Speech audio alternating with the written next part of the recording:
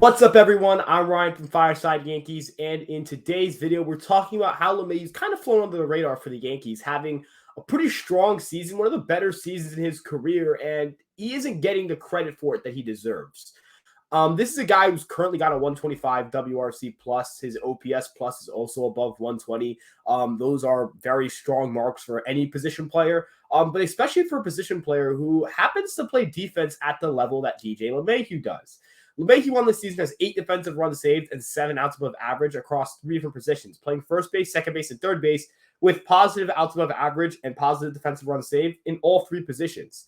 He probably deserved to make the All-Star team if you look at it from, a WAR basis, the defense, the offense, combine all these categories, combine all these aspects to baseball and how we can analyze baseball. And LeMahieu had a really good shot to make the All-Star game from that perspective, yet didn't really come close. If you look at his baseball reference WAR, he's already at a 3.2 WAR. He's on pace for a near 6-win season. And if you extrapolate his wins above replacement right now over the same amount of plate appearances as his 2019 season, he's on pace to beat his 2019 wins above replacement pretty easily, too. And that's pretty crazy because in 2019, he was an MVP candidate. Whether people agree with him being an MVP candidate that year or not is not really what I am concerned about here.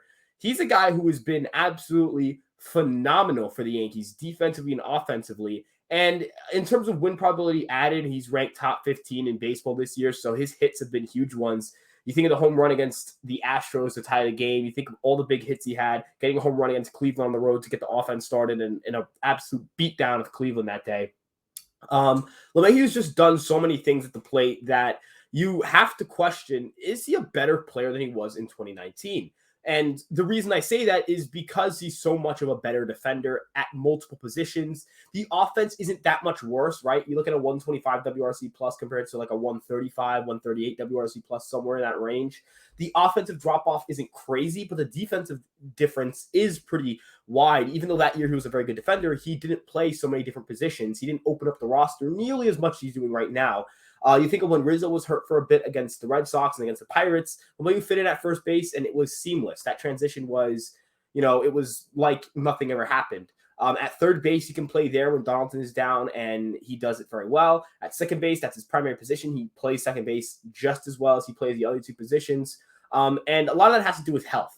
Now, a lot of people tend to have strong opinions about a Yankee when they are very prevalent on the team, when they're a relevant player, getting a lot of at-bats or making a lot of money, whatever it may be. And in 2019, 2020, a lot of people thought LeMahieu was either the best hitter in baseball or better than Aaron Judge. And both those things weren't true at the time. They were just not true. He was not a better baseball player than Aaron Judge. He provided more value, but in terms of true talent, Judge has always been the better player. And I think that scared a lot of people from rating LeMahieu highly after a struggle in 2021 where he wasn't a great defender. He was very average. He had a very average OPS plus and WRC plus, and there were concerns about how he'd age going forward. He just got his big deal, and he had his first real not good season as a Yankee. And so there were a lot of concerns about, hey, maybe this guy isn't very good. Maybe this guy's an average hitter. Maybe this is a bad contract. And those things are hard to shake off. They sit through their off season. And then coming into this year, he's having an MVP type season. He's not, the Aaron Judge of this team or hitting balls the way Stanton does or pitching his tail off. He's playing great baseball, but he's overshadowed by other guys on the team. And so he hasn't necessarily shaken off that narrative. The narrative around LeMahieu should be, for $50 million a year, he's a phenomenal player to have on your roster. The narrative should be that LeMahieu is a top 5 second baseman in baseball. The narrative should be that in terms of providing infield utility and infield value at different positions, LeMahieu is very good at what he does, and he's one of the best defensive infielders that don't play shortstop in the league. He's very good at what he does. He's extremely important to this Yankee team. He's working walks more than he has before. He has a great on base rate this year. He's not striking out as he always does, but he's walking more than he strikes out, which is remarkable. Is the power there? No, and I don't think it'll ever come back. I think that was more of a product of very, very high scoring run environment in 2019 with the juice balls. But do I still think he's a very good hitter? Yes, I still think he's a 115, 120, 125 type WRC plus hitter or OPS plus hitter. And that's a really valuable offensive player to have on your team. And that's, again, with the great defense. So with that being said, I hope you guys take away from this video that LeMahieu's a very good player, right?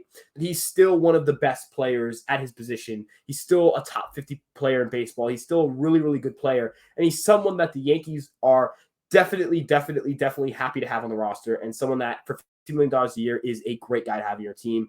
And yeah, I hope you guys enjoyed this video. Thank you guys for your continued support. You guys have been awesome with the support, engaging in the comment section, liking, following, subscribing, all that stuff. And it's been great. We love to see your guys' thoughts in the comments. You guys know to check us out on Instagram, Facebook, and on Twitter. And of course, to check out Empire Sports Media for all your New York sports content. We got great articles coming out there all the time. And we'll see you guys in the next episode.